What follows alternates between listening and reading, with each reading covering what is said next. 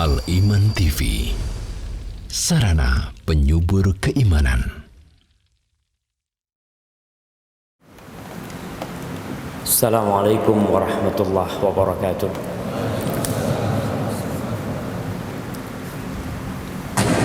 Alhamdulillah alladzi bi ni'matihi tatimmus shalihat. Segala puji bagi Allah Jalla Jalaluh yang karena nikmatnya kebaikan-kebaikan menjadi sempurna. Seorang muslim, seorang yang beriman kepada Allah dan hari akhir, tidak boleh berhenti lisannya mengucapkan Alhamdulillah.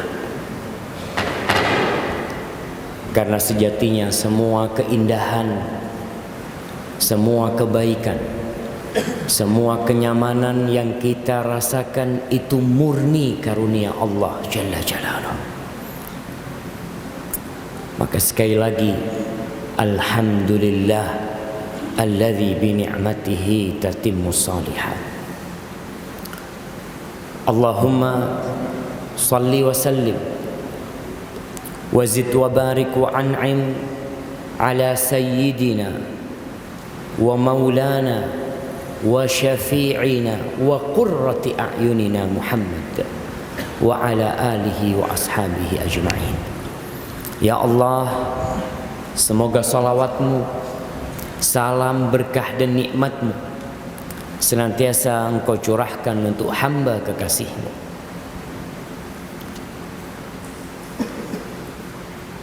untuk Nabi yang telah menyimpan doanya sebagai syafaat untuk umatnya pada hari kiamat, untuk penyejuk pandangan kita, untuk baginda Nabi kita Muhammad sallallahu alaihi wasallam, dan untuk keluarga beliau, untuk istri-istri beliau, untuk putra-putri beliau, dan untuk seluruh sahabat Nabi. Semoga Allah meridhai kita bersama mereka. Amma ba'd. Jamaah rahimakumullah, Masya Allah,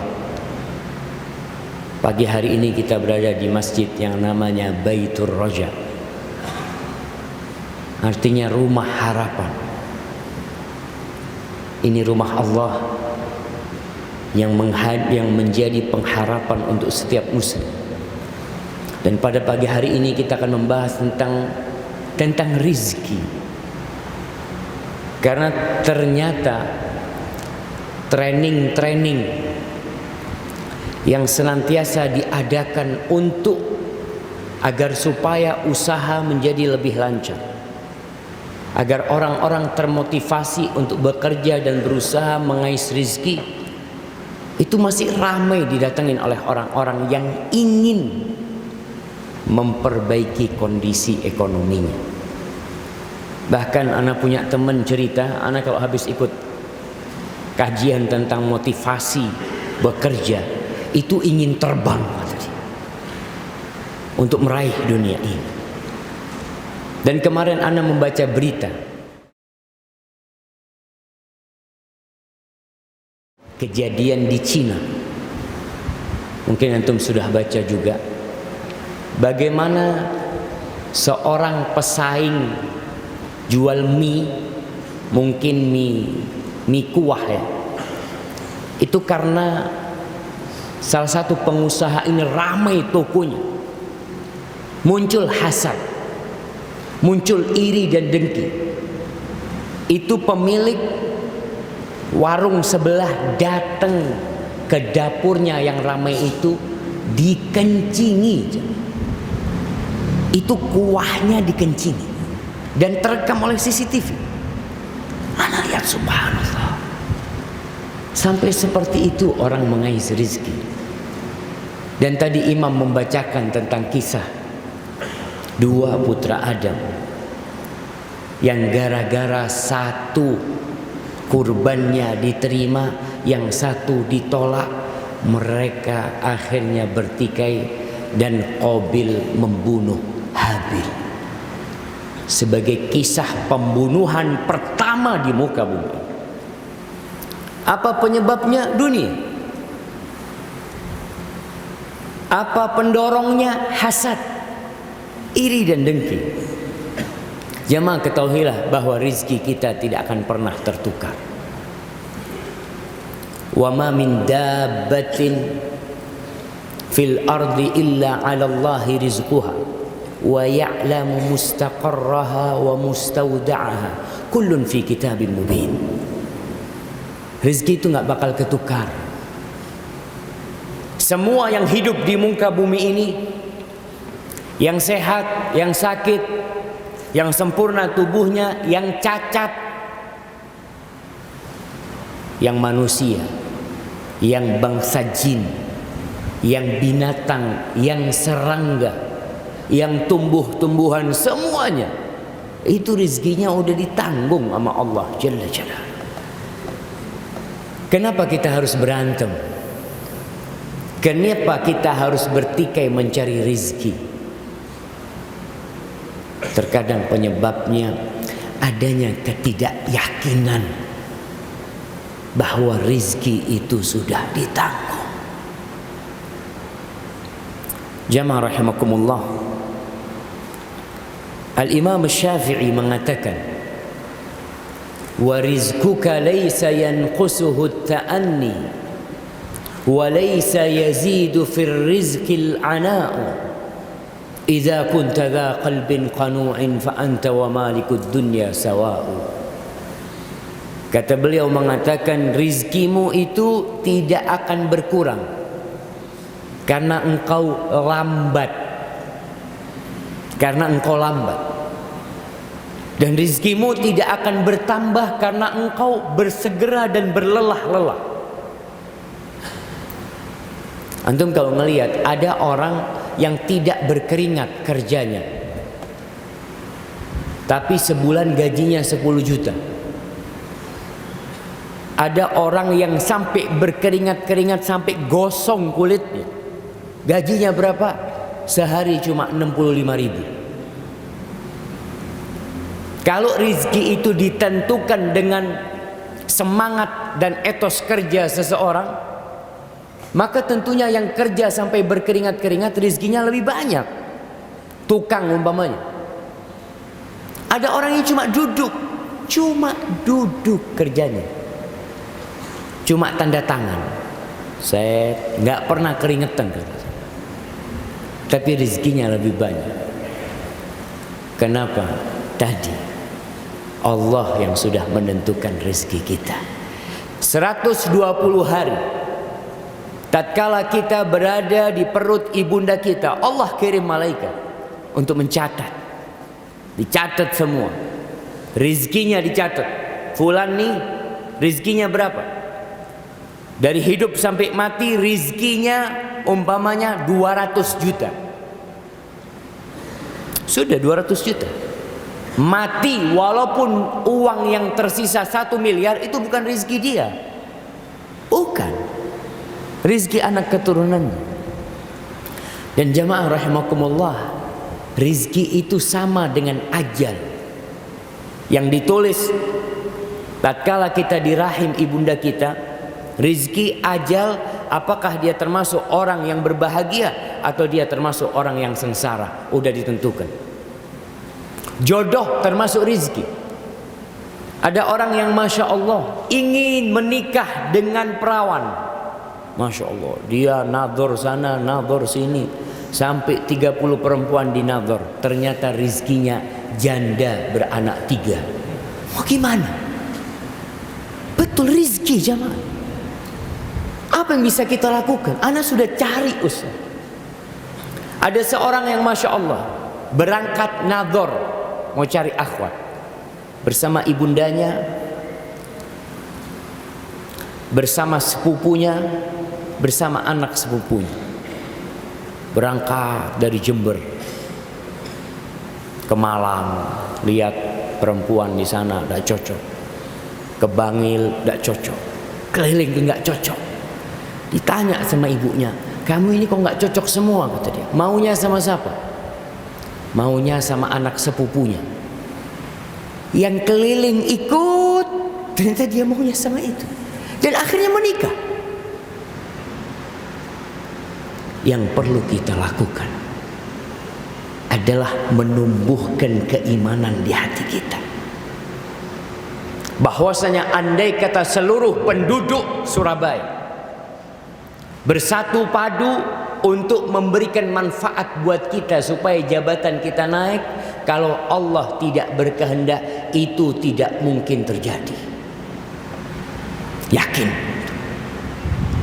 Andai kata seluruh penduduk Surabaya, bukan penduduk Surabaya sebenarnya jemaah, Rasul sallallahu alaihi wasallam mengatakan lau annal ummat, seluruh umat manusia bersatu padu untuk memberikan mudarat kepadamu, untuk melengsarkan seseorang dari jabatannya, untuk membuat usahanya bangkrut, untuk menjadikan perdagangan dia tidak sukses. Seluruh penduduk Indonesia bersatu, tapi Allah tidak berkehendak, nggak mungkin itu terjadi. Makanya orang yang beriman dengan takdir ilahi itu nyaman hidupnya, tenang dan damai, tidak pernah susah. Tapi orang yang tidak beriman dengan takdir ilahi, berapa banyak pun yang dia miliki, dia akan tetap kurang. Oleh karena itu kata Imam Syafi'i, idza kunta dza qalbin qanu, kalau engkau memiliki jantung yang qanaah, hati yang nerima, fa anta wa malikud dunya sawa, maka engkau bersama raja yang memiliki dunia ini sama. Hari ini kita akan berbincang tentang apa kunci rizki, pintu-pintu rizki, selain usaha-usaha materi yang kita lakukan. Sekarang orang sekolah di fakultas ekonomi untuk apa? Untuk apa jemaah? Untuk cari kerja. Orang sekolah di fakultas kedokteran untuk apa? Untuk cari fulus, cari harta. Enggak Ustaz, ana enggak cari fulus Ustaz. Ana cari apa kira-kira jemaah? Cari fulus. Allah mengatakan al-malu wal banun zinatul hayatid dunya. Allah mengatakan harta dan anak itu perhiasan kehidupan dunia. Yang dalam hati kita telah ditanamkan kalau kita itu cinta sama harta. Zuyyina lin-nasi hubbus syahawat minan nisa'i wal banin wal qanatiril muqantarah. Itu sudah ditanamkan kepada kita. Kalau ada orang yang mengatakan enggak, kita enggak suka sama harta, ya mungkin dia sudah sakit dan harus diobati. Kunci pertama mencari rizki adalah bertakwa kepada Allah. Takwa. Kita sering dengar khatib Jumat selalu memberikan wasiat kepada takwa, dan itu termasuk rukun khutbah Jumat, harus memberikan wasiat kepada takwa. Tapi sayangnya orang-orang lebih mementingkan cari rizki lewat kantornya, lewat tempat usahanya, daripada bertakwa kepada Allah, datang sebelum khatib naik mimbar. Antum bisa lihat berapa persen orang yang datang setelah khatib naik mimbar dan sebelum khatib naik mimbar. Lebih banyak mana? Ya ma, lebih banyak mana? Yang datang setelah khatib naik mimbar, sehingga dia tidak pernah dengar wasiat khatib. Ya ayyuhalladzina amanu taqullaha haqqa tuqatih wa la tamutunna illa wa antum muslimun. Tidak pernah mendengar khatib berwasiat usikum bitaqwallah faqad fazal muttaqun. Enggak pernah. Bertahun-tahun dia hadir Jumatan, dia tidak pernah mendengarkan wasiat untuk bertakwa. Karena dia lebih memikirkan cari rizki itu dengan usaha dia saja. Jamaah, yang bagi rizki itu bukan kantor. Yang bagi rizki itu bukan atasannya, bukan bosnya, tapi Allah Rabbul Alamin. Dan herannya sebenarnya kantor itu memberikan waktu istirahat enggak? Yang kerja di kantor mana? Antum kerja di kantor.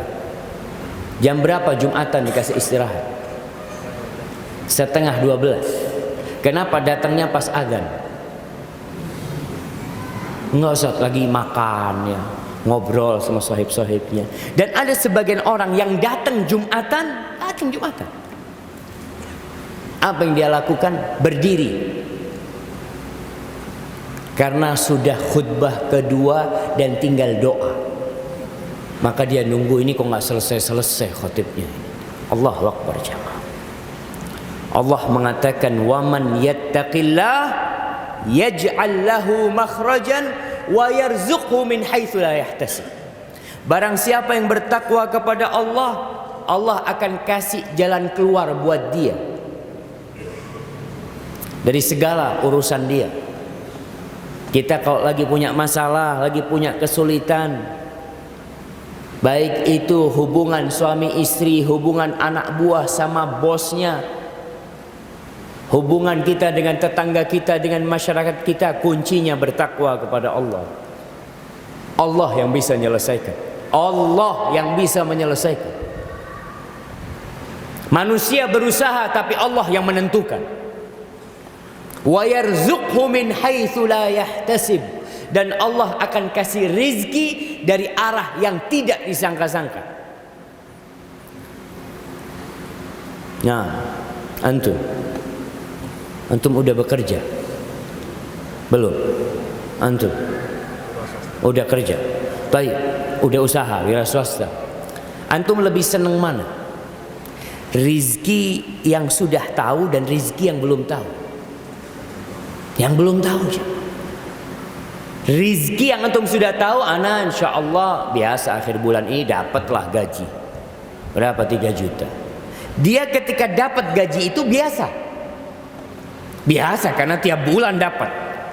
Tapi ini kalau orang bertakwa, rizkinya dari arah yang tidak disangka-sangka. Artinya tahu-tahu ada orang datang ke rumah atau orang transfer ke rekening. Antum seneng nggak jamaah?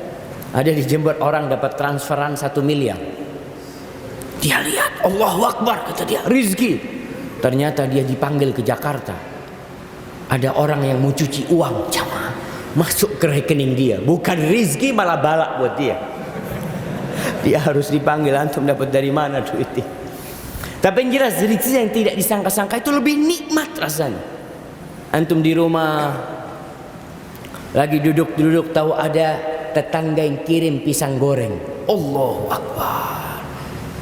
Mimpi apa na semalam? Tetangga kirim pisang goreng. Rizki. Dan Allah mengatakan di surah Al-A'raf ayat 96, "Walau anna ahlal qura amanu wattaqu." Andai kata penduduk negeri itu beriman dan bertakwa. Tidak berbicara andai kata penduduk negeri itu semangat bekerja, mereka tidak kenal lelah, siang jadi malam, malam jadi siang, tangan jadi kaki, kaki jadi tangan. Allah tidak berbicara itu, jawab. Ada orang yang tangan jadi kaki, kaki jadi tangan, hidup berkeringat terus, tapi rezekinya tetap tidak berubah. Sampai mati jadi kuli. Ada. Anak kadang-kala kesian tatkala melihat orang yang kerjanya susah lalu tidak sholat. Kesian jangan. Orang-orang di pasar yang sebelum subuh sudah ada di pasar. Entah kalau di Surabaya, tapi di Jember kita kadang-kala melihat ada orang yang bawa apa, ibu-ibu yang bawa suwunan itu. Sebelum subuh dia sudah jalan. Adzan subuh tidak berhenti. Ada yang mikul dari desa terus ke kota dia jualan. Adzan subuh lewat, masjid tidak berhenti. Sampai mati dia seperti itu. Allah mengatakan andai kata penduduk negeri itu beriman dan bertakwa, apa kata Allah? La fatahna alaihim barakat minas sama' wal ard. Allah akan bukakan pintu berkah dari langit dan bumi. Dan kalau kita lihat negeri kita ini, Masya Allah, berkah dari langit dan bumi jangan ditanya. Lempar tongkat tumbuh pohon. Di sebagian negeri tumbuh pohon jadi kayu. Itu banyak. Tapi kenapa penduduk negeri kita tidak bisa menikmati?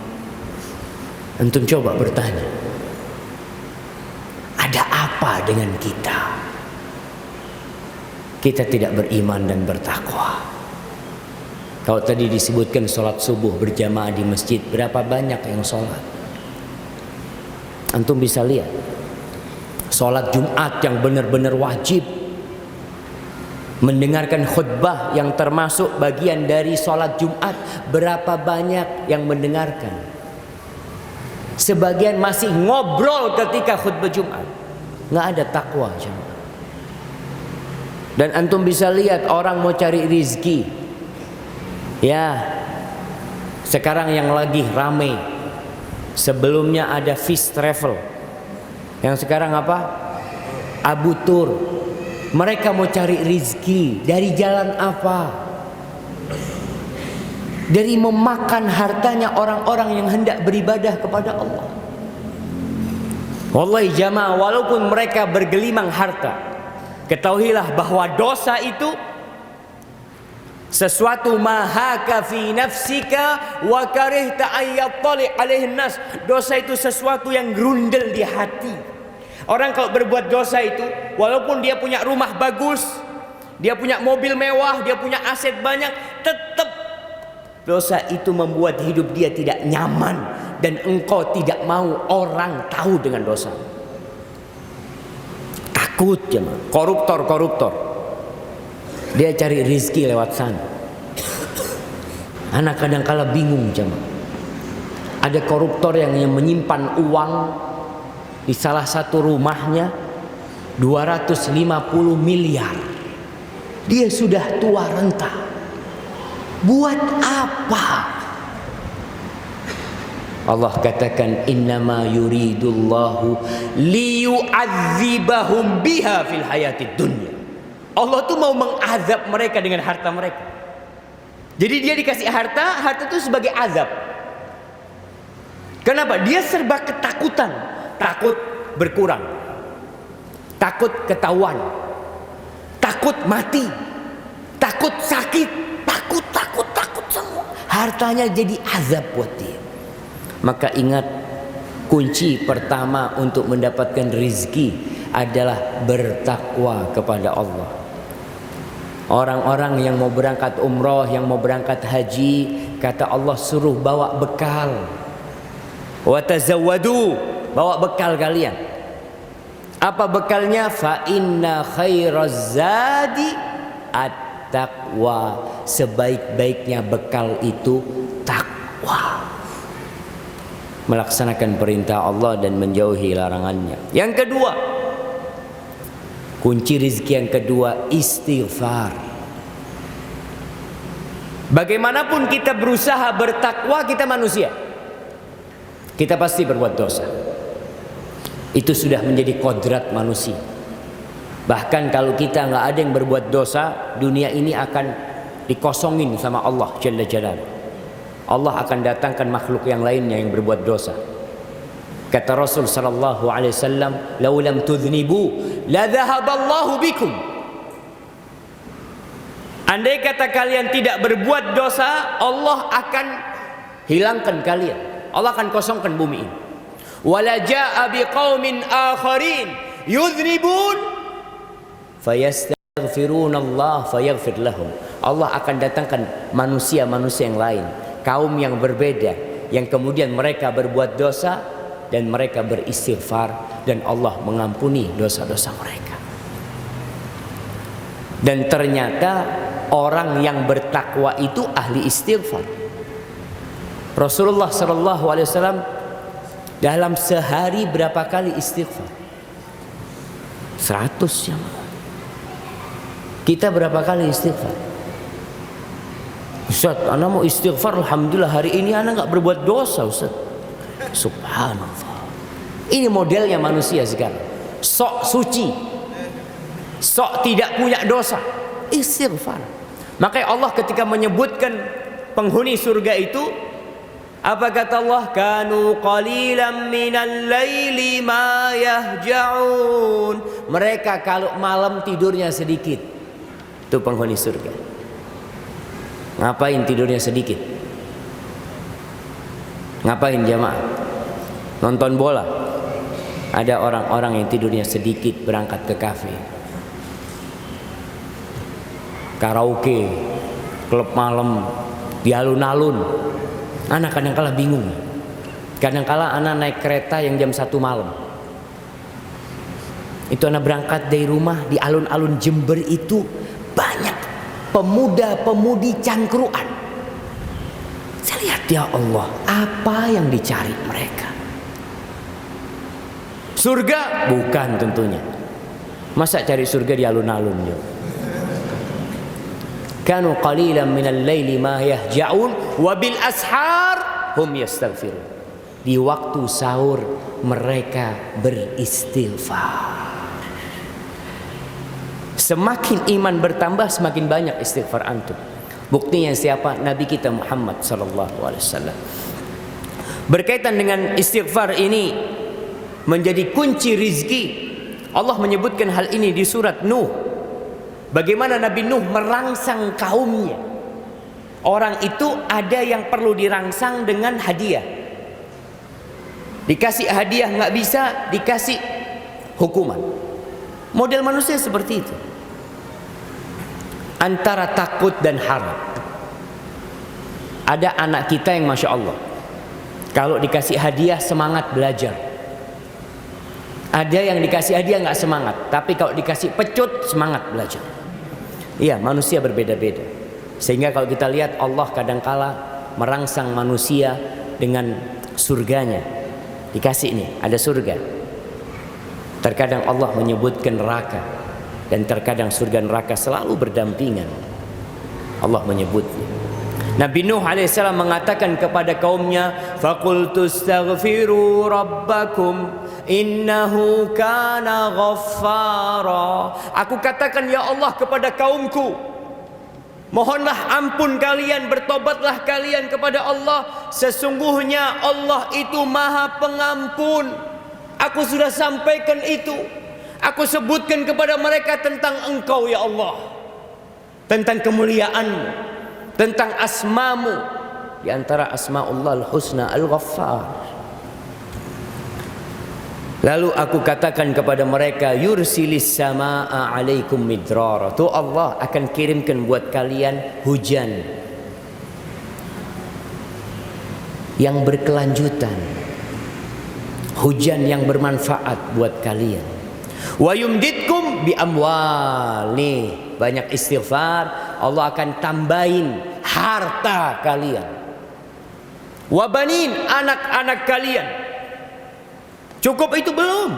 Wa yaj'al lakum jannatin wa yaj'al lakum anhara. Kalian ingin villa? Kalian ingin punya rumah peristirahatan di taman yang ada sungainya di bawahnya, yang kalau buka jendela ngelihat sungai, Masya Allah, Allah kasih. Apa kuncinya? Istighfar. Maka teman-teman yang cari kerja sana sini, kuliah 4 tahun, dapat ijazah, setiap hari kerjanya buka iklan kerja. Lihat daftar dia, ditolak. Ada yang pendaftarnya 100, yang diterima cuma 5. Apa yang antum lakukan? Istighfar. Banyakin istighfar. Terus istighfar. Kebanyakan kita itu cari lobby, nyogok. Syarat pertama takwa. Antum sudah nyogok, menyuap, ar-rashi wal murtasyid, Orang yang menyogok dan disogok di mana? Di neraka. Antum sudah mulai hidup antum cari rizki dengan beli tiket ke neraka. Orang tuh beli tiket ke neraka cuma beli. Nggak ada yang gratis ke neraka, antum lihat. Orang keluarkan duit untuk masuk neraka. Mereka berzina, minum khamr, judi, keluar duit dia. Untuk kemana? Untuk ke surga lah.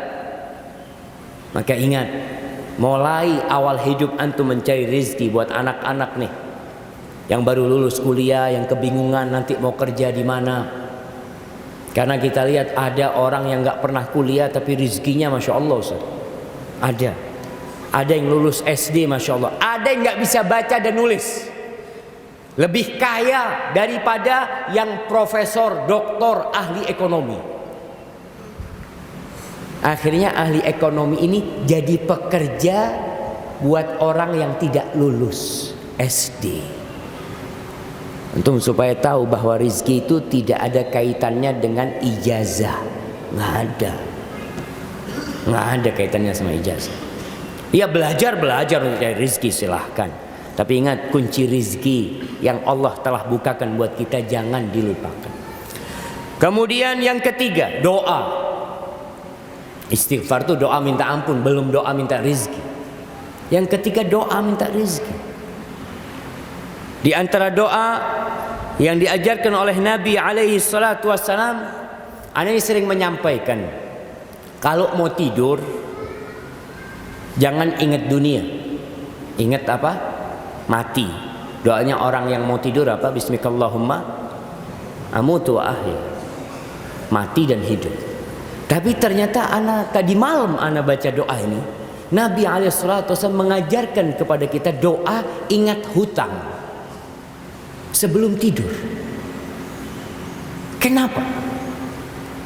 Karena kalau antum mati ninggalkan hutang, nggak selesai urusan antum. Nggak selesai. Maka antum perlu ingat hutang. Kalau perlu tulis wasiat. Kalau punya utang, mungkin anak-anaknya pada nggak tahu, hanya antum yang tahu, tulis wasiat. Bapak punya utang sama fulan, bapak punya utang sama fulan. Kenapa? Karena orang yang mati syahid semua dosanya diampuni kecuali hutang. Ini berkaitan dengan kematian.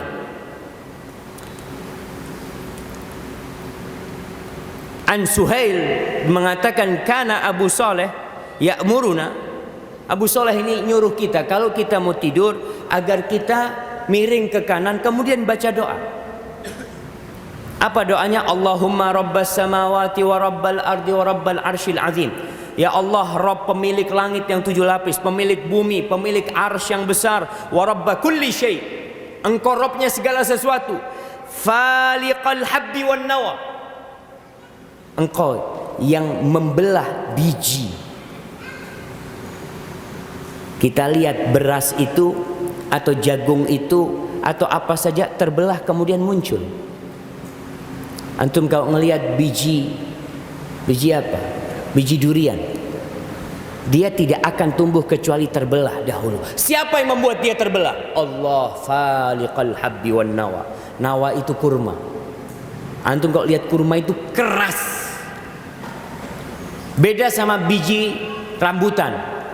Masih bisa digoreng biji rambutan. Tapi biji kurma itu keras. Allah yang membelahnya kemudian muncul tunas. Faliqal habbi wan nawa wa munzilat Taurat wal Injil wal Furqan. Engkau yang menurunkan Taurat, yang menurunkan Injil dan menurunkan Al-Furqan, yakni Al-Qur'anul Karim. Lalu dia mengatakan a'udzubika min syarri kulli syai. Anta akhidun binasiyatihi. Aku berlindung kepadamu dari kejahatan segala sesuatu yang engkau yang memegang ubun-ubunnya dia. Allahumma antal awwal falaysa qablaka syai' wa antal akhir falaysa ba'daka syai'. Allah, engkaulah yang awal, tidak ada yang sebelummu. Engkaulah akhir yang tidak ada sesudahmu. Wa antadz zahir falaysa fawqaka syai'. Engkau yang zahir, tidak ada yang di atasmu sesuatu pun. Wa antal batin falaysa dunaka syai'. Engkaulah al-batin yang di bawahmu tidak ada sesuatu pun. Lalu apa isi doanya? Ini tawassul jamaah. Tawassul dengan nama Allah dan sifatnya. Setelah itu doanya, iqdi annad dain wa aghnina minal faqr. Ya Allah, bayarin utang kami ya Allah, lunasi utang hamba ya Allah, dan berikan kepada kami karuniamu supaya kami jauh dari kefakiran. Minta sama Allah, lalu silahkan antum tidur. Disebutkan bahwa Abu Hurairah meriwayatkan hadis ini secara marfu kepada Nabi alaihi salatu wassalam. Iqdi annad dain wa aghnina minal faqr. Doa. Hari esok ya sudah, terserah Allah. Yang penting kita sudah memohon dan berdoa. Kemudian tiap pagi Nabi berdoa, Allahumma inni as'aluka ilman nafi'an wa rizqan thayyiban wa amalan mutaqabbala. Tiap pagi beliau berdoa. Kita kadang-kala lupa baca doa itu. Sebelum matahari terbit antum baca doa.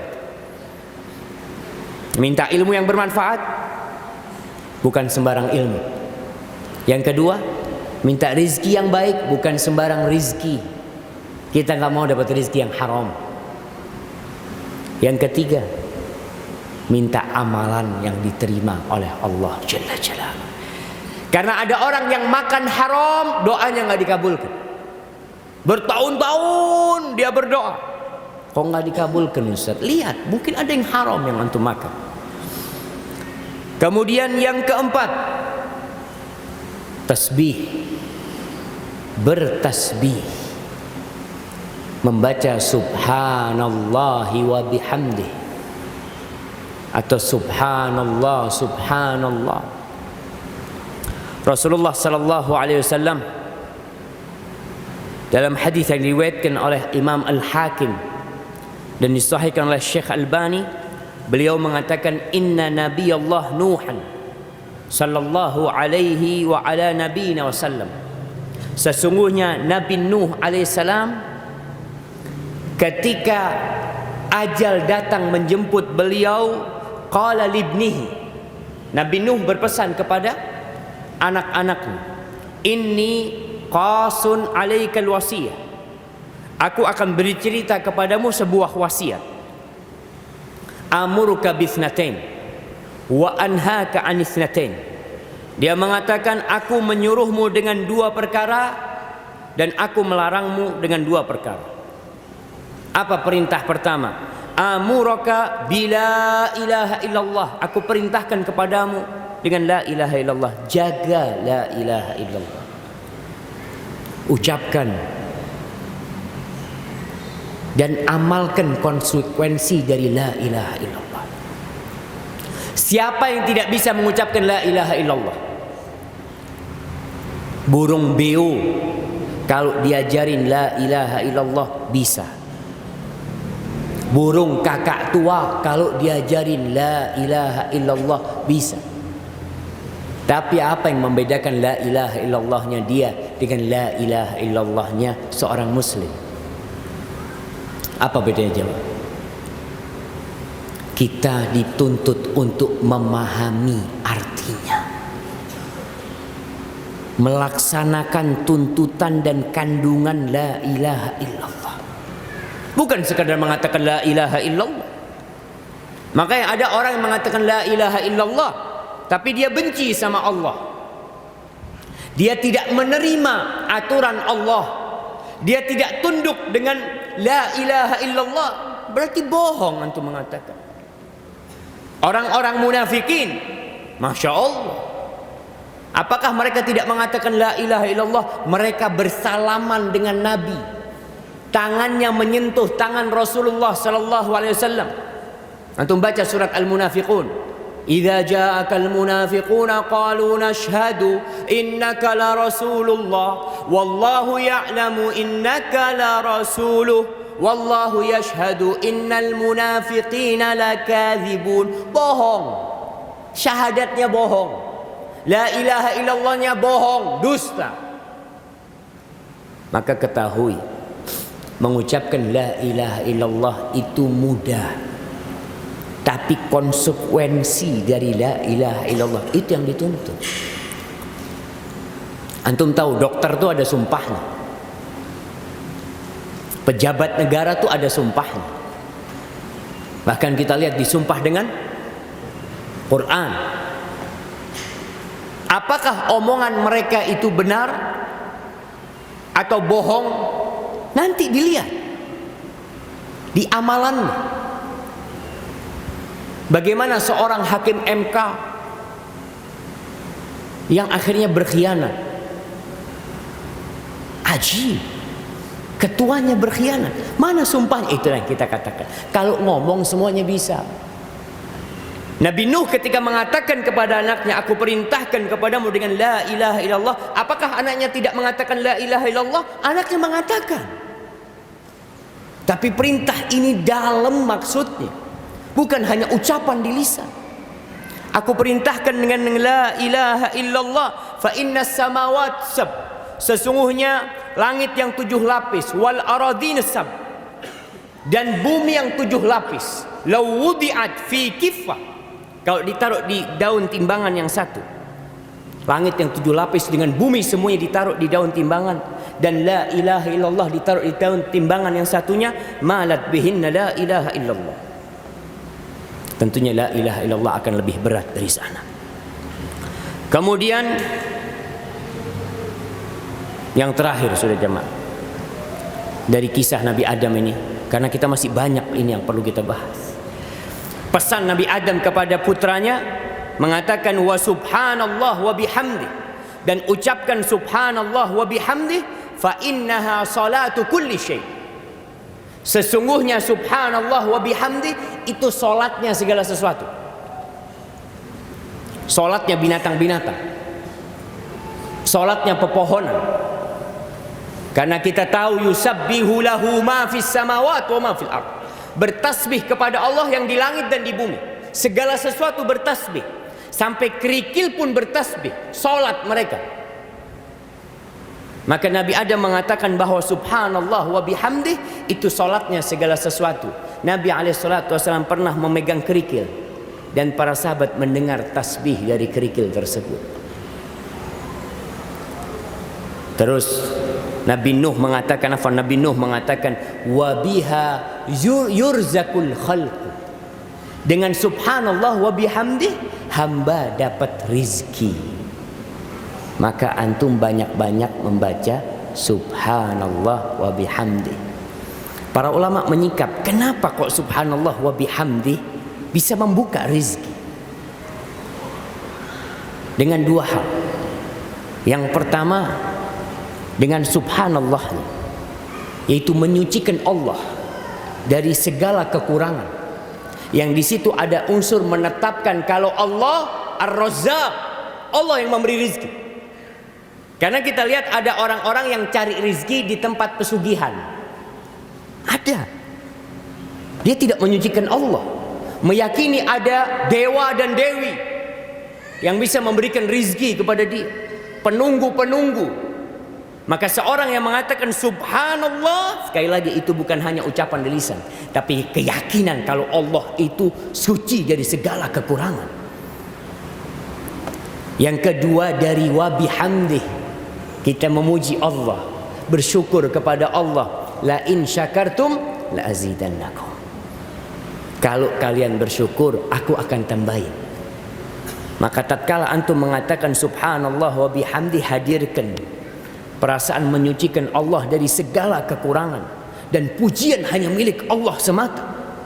Aku mau berusaha apapun, kebaikan apapun yang aku lakukan, tetap pujian milik Allah Jalla Jalaluh.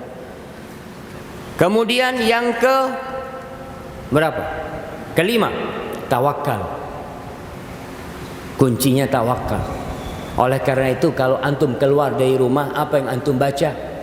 Bismillahi tawakkaltu 'ala Allah. La haula wala quwwata illa billah. Rasulullah sallallahu alaihi wasallam mengatakan, "Lau annakum tawakkaluna 'ala Allahi haqqa tawakkulihi." Andai kata kalian bertawakal kepada Allah dengan sejatinya tawakal, dengan sebenar-benarnya tawakal, la razaqakum kama yarzuqut tayr. Allah akan kasih rizki. Nih, tawakal dapat rizki. Rizkinya kalau tawakalnya kalian benar, Allah akan kasih rizki kepada kalian seperti Allah kasih rizki kepada burung. Taghdu khimasan wa taruhu bitanan. Burung tuh pagi kita lihat keluar dari sarangnya. Apakah burung itu punya gaji, jemaah? Ana ada gaji harian? Ya ada burung. Pokoknya terbang.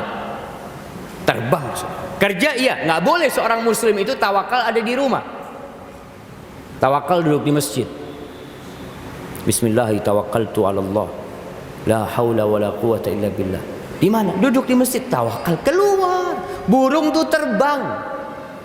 Ada usaha dari dia. Pagi berangkat, sore pulang. Itu burung ada usaha. Karena arti tawakal ini jamaah dua. Yang pertama, as-siqatu billah, yakin kalau Allah yang ngasih rezeki. Allah ini bisa menyelesaikannya, itu keyakinan.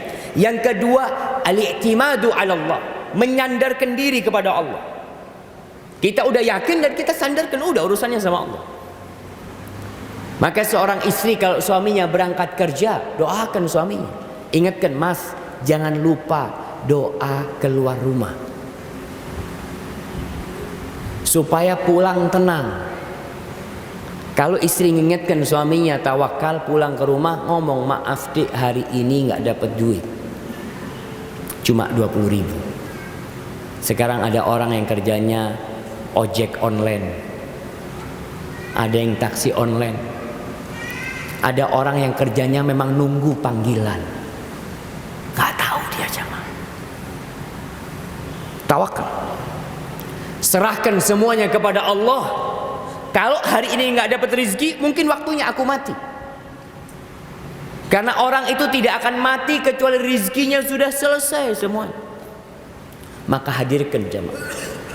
Orang-orang yang beriman itu suka bersedekah, wa ala rabbihim yatawakkalun, dan mereka bertawakal kepada Allah. Sudah serahkan sama Allah semuanya. Apa yang kita cari jamaah?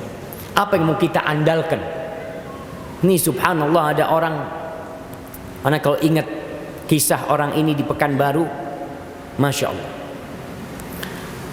Dia dulu kongsi sama 3 orang non muslim, punya perusahaan 4. Lalu ketika dia tahu riba itu haram, dia tinggalkan. Dan 3 orang ini ngasih tahu, kamu kalau tidak berurusan dengan bank, nggak bisa jalan usaha. Harus, kata dia. Ya enggak lah, anak keluar. Dia akhirnya keluar. Dia bikin usaha sendiri, melanjutkan. Dia cerita, anak punya utang 25 miliar. 25 miliar. Alhamdulillah Ustaz, setahun lunas. Lunas tahun itu utang. Dan sekarang anak semakin yakin sama Allah Ustaz. Kalau kita bertakwa, kita bertawakal, kita selalu beristighfar, kita selalu berdoa, selesai urusannya sama Allah. Kita sekarang punya proyek-proyek Ustaz, nggak ada yang suap penyuap udah. Mau dikasihkan ke kita, kita garap. Sampai kemarin dia cerita, ketemu anak di airport, ada proyek 100 miliar dari Pertamina. Anak nggak ada Ustaz. Anak buah anak berangkat dari Pekanbaru ke Jakarta, ketemu sama yang mau kasih proyek. Yang kasih proyek tanya, saya mau dikasih berapa? Apa kata orang ini? Enggak Pak, kita nggak pakai kayak gitu-gitu. Itu proyek dikasihkan kita garap sesuai dengan yang diminta. Tapi kalau suap menyuap ini itu kita tidak ada. Oh kalau gitu kita nggak kasih proyek lah. Ya nggak apa-apa Pak. Ya sudah, pulang nih orang jangan. Pulang. Besoknya ditelepon. Ini proyek buat kamu. Proyek 100 miliar. Dengan apa? Dengan yang tadi. Kita kadang-kala takut, nggak mungkin sekarang sistemnya udah kayak gini, nggak mungkin dapat proyek, nggak mungkin dapat tender, nggak mungkin. Aina Allah? Di mana Allah? Seakan-akan yang membuat keputusan itu manusia. Allah yang memutuskan semuanya jamaah. Dan sebelum antum lahir, rezeki antum sudah ditulis. Dan Nabi SAW mengatakan, fa'ajmilu fit tolak. Cari rezekinya dengan cara yang jamil, dengan cara yang cantik, dengan cara yang halal dan indah. Jangan sekali lagi kita mengatakan kalau nggak kayak gini nggak bisa. Kadangkala ambisi dunia saja, bukan nggak bisa, takut diambil fulan, takut ketukar rezekinya, nggak bakal ketukar. Kalau itu bukan rezeki antum, proyek selesai, antum masuk penjara. Itu bukan rezeki antum. Banyak orang yang proyek selesai, dia punya ini itu, masuk penjara. Karena itu bukan rezeki antum sebenarnya. Jangan pakai cara yang haram, jamaah. Kemudian yang ke berapa? 6, 7. Antum kalau sudah mulai salah-salah ini lapar berarti. Yang ke-6, sholat 2 rakaat atau sholat 4 rakaat di waktu pagi, di awal pagi. Di awal pagi. Sholat apa ini? Sholat apa? Sholat suruh. Iya, anak akan bacakan sabda Nabi SAW. Nabi mengatakan dalam hadis riwayat Ahmad dan Abu Dawud, dan hadis ini sahih. Qala Allah Azza wa Jalla. Allah berfirman. Hadis ini hadis qudsi. Ya ibna Adam, wahai anak Adam, la ta'jiz an 4 raka'atin min awwalin nahar akfika akhirah. Wahai anak Adam, jangan sampai engkau lemah, malas melaksanakan 4 rakaat di awal siang. Jangan sampai. Aku akan cukupi akhirnya. Rezekinya sudah aku jamin sudah engkau. Dalam riwayat lain disebutkan Ibnu Adam irka' li 4 rakaat min awalin nahar akfika akhirah. Anak Adam, engkau ruku 4 rakaat di awal pagi, awal hari, aku akan cukupi engkau sampai akhirnya. Ada 2 penafsiran para ulama 4 rakaat ini. Yang pertama, 2 rakaat sebelum subuh plus 2 rakaat sholat subuh. Itu penafsiran yang pertama. Penafsiran yang kedua adalah sholat duha. 4 rakaat sholat duha. Ya sudah. Antum lebih yakin sama yang mana? Laksanakan dua-duanya. 2 rakaat sebelum subuh kita tahu kemuliaannya, sholat subuh kita tahu kemuliaannya, dan sholat duha, masya Allah, dijamin rizkinya sampai akhir. Maka jangan lupa sholat duha di awal pagi. Dan puncak sholat duha ini kapan? Yang paling mulia ketika anak onta kepanasan. Hina tarmudul fisal. Anak onta kepanasan tuh, nah itu yang paling mulia. Jam berapa kalau di Indonesia? Jam 9, jam 10. Orang lagi rame-ramenya tokonya ya. Lagi tegang-tegangnya. Makanya sholat itu disebut dengan sholatul awwabin. Sholatnya orang-orang yang balik kepada Allah. Karena tatkala sibuk dunia, dia balik sama Allah. Dia balik. Karena dia tahu ini semua Allah yang kasih. Ada orang yang takut jemaah, mau balik sama Allah. Kita usahakan. Usahakan sholat duha ini supaya rezekinya lancar. Yang ke-7, menikah. Menikah. Gimana? Benar jemaah. Menikah. Jadi Allah Jalla Jalla berfirman di surat Nur ayat 32, wa ankihul ayama minkum was-salihina min ibadikum wa imaikum in yakunu fuqara yunihimullah min fadli wallahu wasi'un alim. Kata Allah, nikahkan tuh orang-orang yang jomblo. Al-ayama itu jam'u ayyim, artinya orang yang tidak punya pasangan. Bahasa sekarang, betul, jomblo itu yang nggak punya pasangan, yang belum menikah. Nikahkan mereka. Siapa aja dari keluarga kalian, baik perempuan, laki-laki yang belum punya pasangan, nikahkan. Wassolihin, dan yang soleh-soleh dari hamba laki-laki kalian atau budak-budak perempuan kalian. Lalu Allah mengatakan, memberikan catatan, Iyakunu fuqara yughnihimullah min fadli. Kalau mereka fakir, siapa yang akan kasih rezeki? Allah. Allah yang akan cukupin. Makanya antum jangan takut nih ibu-ibu, kalau ada yang melamar putrinya orang yang mungkin ekonominya tidak stabil. Jangan takut. Kenapa? Kalau dia orang soleh, Allah akan cukupi rezeki. Ada sebagian yang lebih percaya dengan kekayaan menantunya. Ini ada jamaah, orang yang menikah karena melihat kekayaan menantunya, menantunya bangkrut, minta cerai. Karena dia menikah untuk harta. Niatkan lillahi ta'ala. Kalau miskin, Allah yang akan mencukupinya. Dan Nabi SAW dalam hadis yang diriwayatkan Abu Hurairah radhiyallahu anhu, Nabi mengatakan salasatun haqqun 'ala Allahi aunuhum. Ada 3 orang yang Allah pasti membantu mereka. 3 orang. Yang pertama al-mujahid fi sabilillah, orang yang berjihad di jalan Allah. Yang kedua al-mukatib alladhi yuridul ada, budak yang ingin membebaskan dirinya, yang bayar, yang membeli dirinya sendiri. Yang ketiga wan nakih alladhi yuridul afaf, seorang yang menikah untuk menjaga kehormatan dirinya. Jadi antum kalau niat nikah untuk menjaga kehormatan dirinya, lalu antum nggak punya uang, nggak punya duit, datang sudah bismillah. Datang, cari mertua yang soleh, cari calon istri yang soleha juga, bukan kecantikan. Karena banyak kita lebih memilih kecantikan daripada kesolehan. Kesolehan itu nanti lah Ustaz, insya Allah bisa diperbaiki Ustaz. Tapi kalau wajah ini nggak bisa diperbaiki Ustaz. Wajah itu yang bisa rusak. Betul.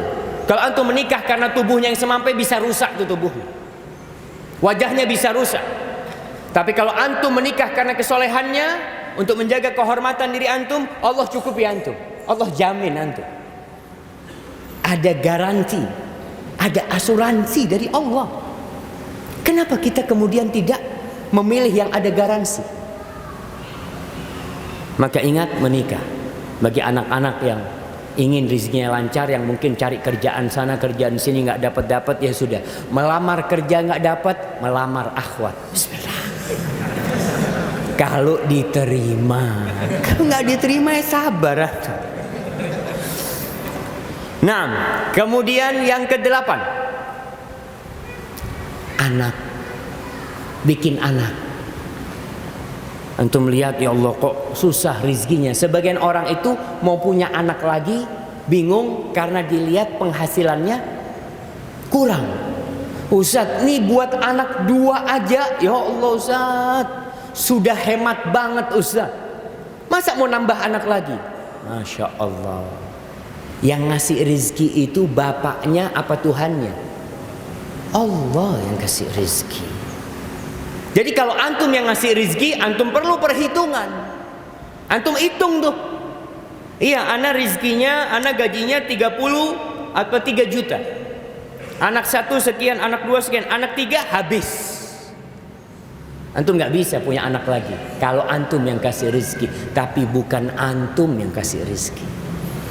Allah mengatakan di surat Al-Isra ayat 31, Allah mengatakan wala taqtulu auladakum khasyata imlaq. Jangan kalian membunuh anak-anak kalian karena takut fakir, takut bangkrut, takut nggak cukup hartanya. Apa kata Allah? Nahnu narzuquhum wa iyyakum. Kami, kata Allah, yang ngasih rezeki sama anak-anak kalian, bukan kalian. Kalian pun kami yang ngasih rezeki. Maka jangan sampai orang takut punya anak karena masalah ekonomi. Kalau masalahnya enggak Ustaz, kita ngatur kelahiran karena disebabkan ya ibunya kesian Ustaz nggak punya pembantu di rumah ini itu fadhil. Tapi kalau masalah ekonomi jangan, karena Allah yang jamin bukan antum jamaah. Kemudian yang ke-9, silaturrahim.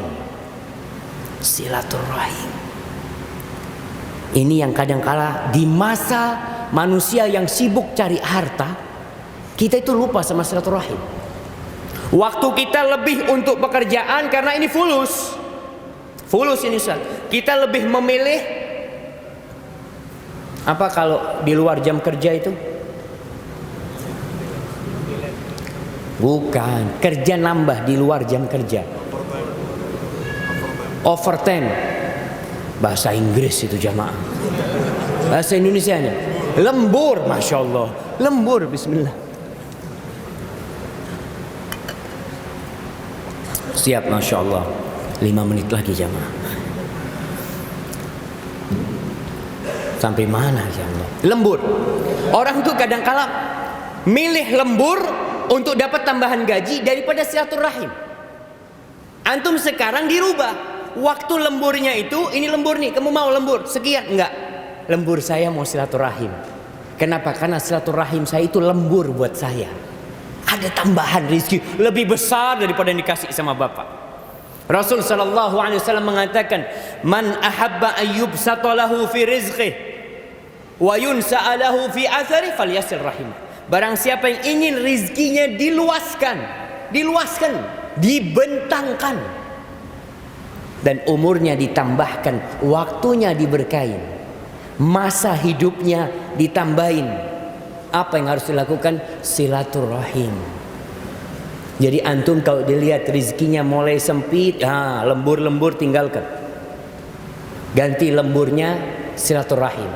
Ingat, silaturahim itu bukan ke rumah sohib, bukan ke rumah teman, bukan ke rumah tetangga, bukan di rumah partner kerja, bukan. Itu namanya ziarah. Betul. Jadi kalau antum datang ke rumah sohib, antum disebut penziarah, bukan disebut silaturahim. Silaturahim itu silah menyambung rahim yang ada rahimnya, artinya hubungan kerabat. Dan silaturahim itu bukan maknanya berkunjung, bukan. Maknanya menyambung bisa dengan uang, menyambung bisa dengan telepon, menyambung bisa dengan membantu memberikan santunan, menyambung bisa dengan berkunjung atau apa saja. Kemudian yang terakhir, alhamdulillah, yang ke-10, sedekah. Ternyata sedekah itu pintu rizki. Antum kalau punya duit 10 juta, sedekah 1 juta bukan berkurang duit antum. Ini tambahan dari Allah. Allah mengatakan, in tuqridullaha qardan hasanan yudha'ifhu lakum wa yaghfir lakum. Kalau kalian ngutangin Allah, kita tuh kalau ada investasi, orang taruh sini duitnya Pak, 100 juta dapat tiap bulan 30 juta. Kira-kira banyak nggak yang investasi? Ngantri jamaah sampai OJK itu kewalahan mendapati investasi bodong kayak gini, tapi orang suka. Kita bingung Ustaz. Kita udah kasih tahu investasi kayak gitu itu bohong semuanya, tapi orang tetap berambisi. Karena kok bisa bohong? Saya dapat terbukti bulan pertama dapat 30 juta, bulan kedua 30 juta, bulan ketiga 100 juta hilang. Itu yang terjadi. Nih Allah nawarin investasi, utangin duit kalian kasih Allah. Apa yang terjadi? Yudha'ifhu lakum. Allah lipat gandakan, bukan persentase, bukan. Kalau persentase kan 50%, ini dilipat gandakan. Antum kasih 10 juta, kita kasih 20 juta. Kita lipat gandakan jadi 700 kali lipat. Itu janji Allah. Ditambah lagi diampuni dosa-dosa. Maka antum setiap saat lah, setiap pagi antum sedekah, keluarkan duit, bismillah. Berangkat kerja, sebelumnya udah berdoa, sebelum subuh sudah istighfar, sudah sholat 2 rakaat sebelum subuh, sholat subuh, keluar rumah baca doa tawakal sama Allah Jalla Jalaluh. Kemudian setelah itu berbagi, antum sedekah sama orang. Pulang dari kerja silaturahim, datang ke rumah ayahnya bawa tahu goreng, bawa apa, ayah gimana kabarnya ayah, kepada keponakannya, kepada kakaknya, adiknya. Insya Allah rizki antum diluaskan sama Allah. Selain kita tetap berusaha. Hadza wallahu a'lam bishawab. Itu yang bisa kita kaji pada kesempatan kali ini. Ana berterima kasih kepada takmir Masjid Baitur Raja yang alhamdulillah telah memberikan fasilitas kepada kita bisa melaksanakan kajian di sini, dan kemudian kepada pihak Kapolsek yang ada di sini, dan kepada semua panitia yang telah memiliki peran yang hanya Allah yang tahu. Allah yang tahu dan semua dicatat sama Allah. Antum akan dapatkan pahala atas apa yang antum lakukan. Subhanakallahumma wa bihamdika asyhadu an la ilaha illa anta astaghfiruka wa atubu ilaik. Assalamualaikum warahmatullahi wabarakatuh. Al Iman TV, sarana penyubur keimanan.